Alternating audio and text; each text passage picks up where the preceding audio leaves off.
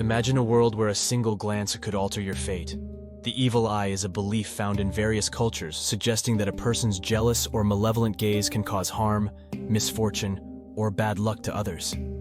It's the belief that someone's envious stare has the power to bring negative consequences or influence the well-being of the person being looked at. In the Quran, the concept of the evil eye is addressed, shedding light on the dangers of envy and its potential impact on individuals. Join us on a journey through the Quranic perspective on the evil eye, cracking the code of this phenomenon from Quran. How does it invade, and which bits of us does it affect? Ever wondered how envy seeps in, and what parts of ourselves fall victim to its grip? Allah said in Quran, "O wives of the Prophet, you are not like any other women if you observe piety. So do not speak too softly, lest the sick at heart lusts after you, but speak in an appropriate manner."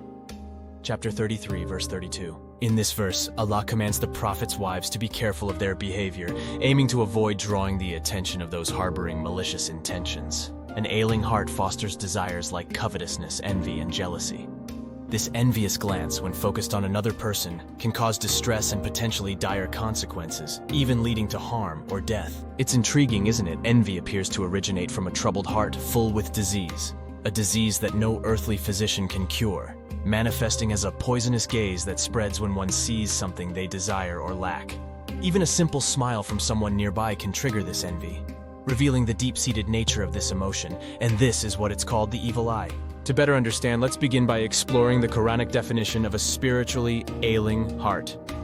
A person with an ailing heart is someone who has accumulated three major flaws, three significant deviations on his heart. First, someone detached from goodness contributes nothing positive. It's an inherent truth that good breeds good, while evil only spawns chaos.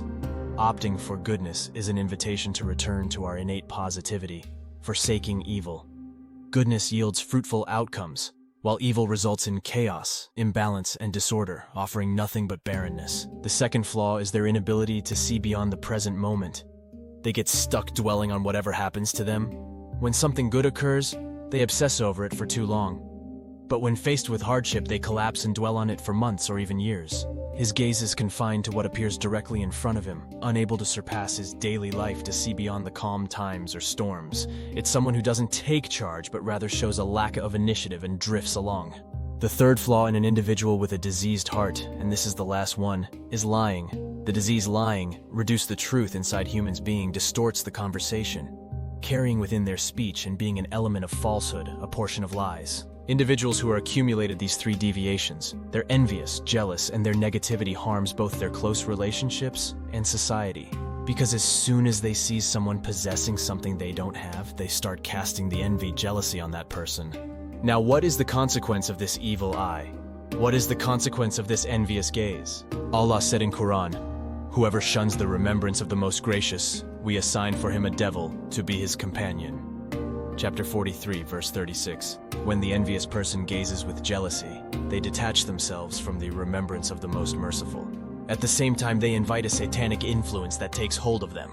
In other words, when the person with an ailing heart looks enviously at someone, they transmit and project their illness, their darkness, and the satanic influence thereunder, meaning a satanic attachment sticks to us and remains in our company, rotting away our daily life, impacting our religion, our affairs, and our health. So let's delve deeper, and remember that the afflicted person has three flaws.